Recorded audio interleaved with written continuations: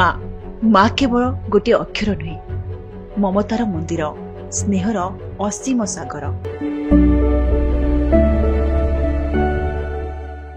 ସେ ପିଲାଙ୍କ ଭିତରେ ଭେଦଭାବ ଦେଖେନି, ବଡ଼ କି ସାନ ତା ପାଇଁ କିଛି ଫରକ ପଡ଼େନି। ସେଥିପାଇଁ ତ ଦ୍ୱାପର ଯୁଗର ଯଶୋଦା ଭଳି ଏ ଯୁଗର ଯଶୋଦା ସାଜିଛନ୍ତି ଆଦିବାସୀ ମହିଳା।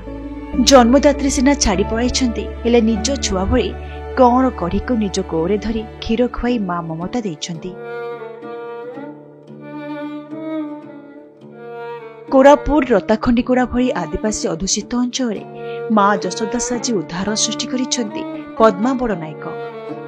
କାରଣ ଗୁପ୍ତ କିର୍ସାନୀଙ୍କ ପତ୍ନୀ ରେବତୀ 1.5 ମାସ ତଳେ ଶିଶୁକନ୍ୟାକୁ ଜନ୍ମ ଦେଇ ଘର ଛାଡ଼ି କାହାକୁ କିଛି ନ କହି କେଉଁଆଡ଼େ ଚାଲିଗଲେ।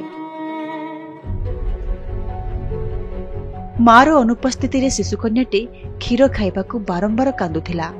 ଏତିକିବେଳେ ପଡ଼ୋଶୀ ପଦ୍ମା ଯଶୋଦା ସାଜି ଆସିଥିଲେ।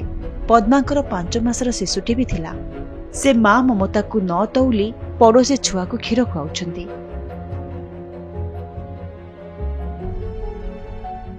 गुप्तर माइजी 9टा बेला गाला फालाइला से छुआ बेसी कांदलानी जे मैं खीर खुआइलिनी। बड़ कथा होउची जन्मदात्री मां थाउ कि न थाउ, पद्मा निज पणतरे पर छुआକୁ भी जागा ଦେଇଛନ୍ତି। सभ्य समाजर चिंताधारा को बदलाई मार ममता को काहेकि केही मापी पारिबेनी तार ज्वलंत उदाहरण पलटिଛନ୍ତି पद्मा। एपटे पड़ोशी मां को ठारो क्षीर खाई सारिबा परे शिशुकन्या को जेजे मां कुनी छुआटीर जत्न नेउछंती। मोर सांगर तार स्त्री पळे जाईची तो काली सकाळे 9टा रे जाईची ताकू भी कोइनी न पचारी कि से चल जाईची। एमती आ मो स्त्री रो 5 मास रो जियो तावर मार क्षीर पिउची आ ताकर 1.5 मास होईची।